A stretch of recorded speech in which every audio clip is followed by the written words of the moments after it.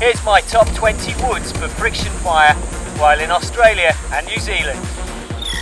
With the exception of bamboo and eucalyptus, all the other woods are completely new to me. I've never even seen them before, never mind use them for a friction fire. Wow. Here's the rundown so far from 20 to 11. In at 20, the Indian almond. At 19, the flamboyant tree.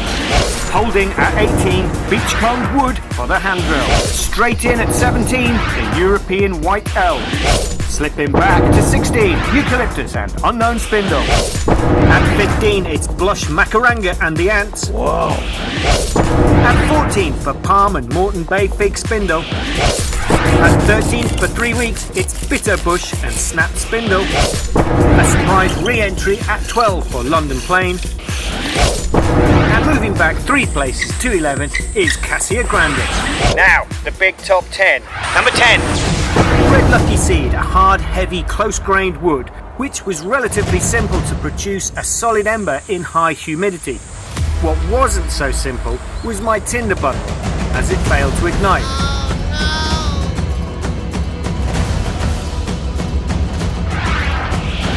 In at 9. The paperbark tree's hardwood is interesting because the grain varies from straight to irregular or interlocked. The spindle snapped during the burn-in, so I swapped it for a Moreton Bay fig spindle. This combo produced a superb, large and robust ember.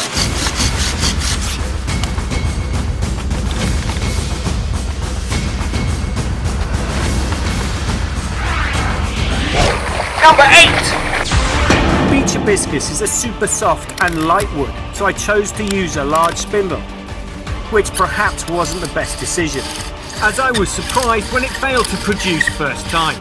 After 34 seconds on my second attempt, I did produce very fine coals with a strong, robust ember.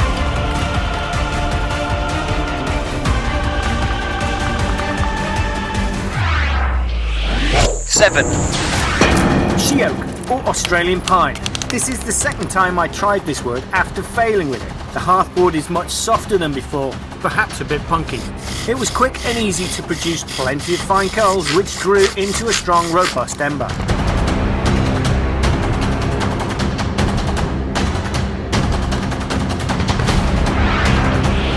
6. Grass tree, flower stalk and beach hibiscus spindle. I was extremely pleased with this combo because it's one of the many ways traditionally the Aboriginal people of Australia would start a fire. The grass tree flower stalk was thin and narrow but just suitable for a hand drill. The coals were very fine and the ember was small but robust.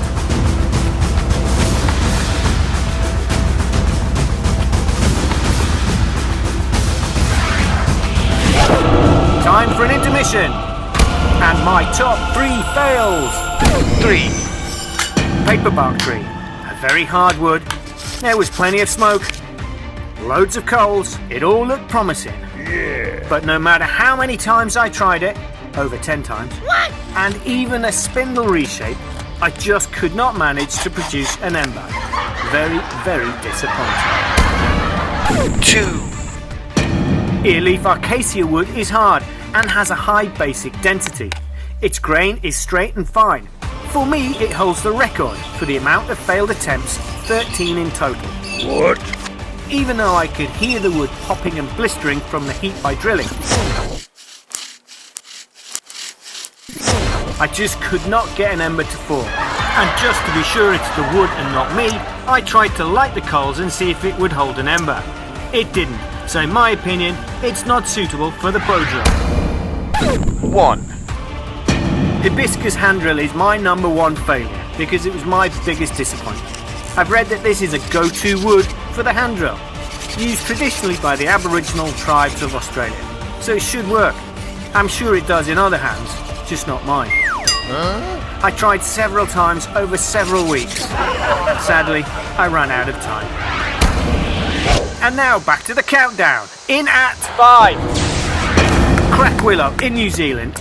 A lightweight hardwood, very similar to the willow sets I've made at home in the UK. Did take a couple of attempts to produce loads of coals, which eventually produced a strong ember.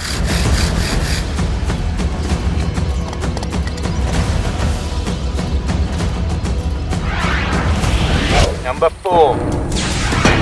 Eucalyptus on eucalyptus is one of my favourite sets, as it's easy to carve and burns in jet black, which is a pleasure to see. Once you get it going, it's hard to fail, as it produces loads of smoke and black coals, which soon coalesce into a super bright cherry red ember.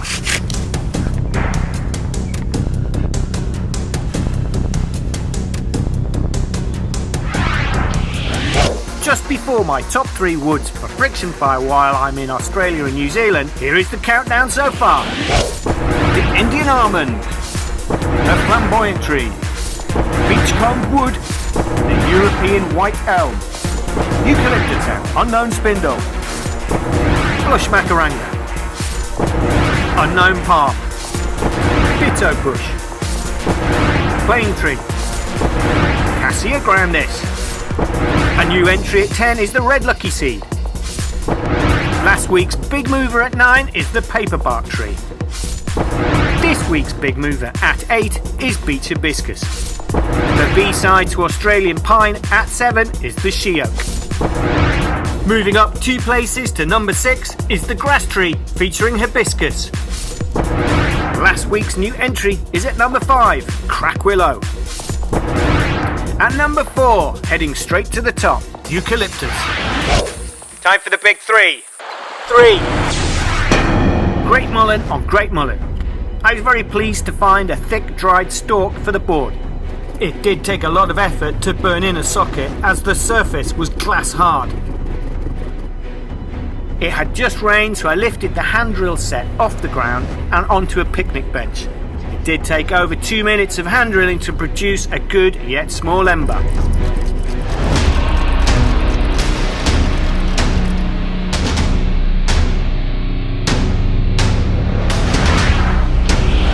Number 2. Moreton Bay fig with limpet shells for the bearing block. I was amazed at how soft this wood was. The drilling was very easy and produced lots of smoke and coals. At one point, embers were falling from the socket during the drilling, which makes this week's number 2, the Moreton Bay fig, my top tip go-to wood for a bow drill friction fire. After a good minute, the set produced a strong cherry red ember, which was robust.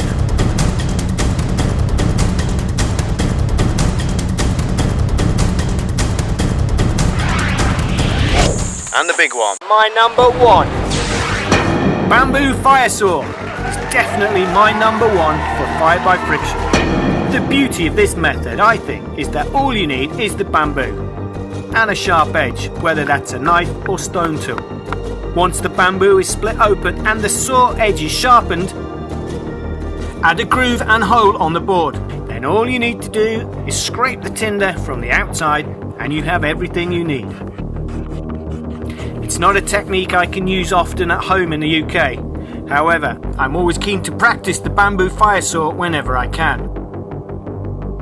Start to saw slowly and add pressure steadily. Once you see the smoke, increase the speed and pressure. Keep it going for as long as you can. And there it is, the bamboo fire saw. The ember is forming amongst the tinder. Give it some oxygen and watch it ignite. A successful friction fire, all from one piece of material.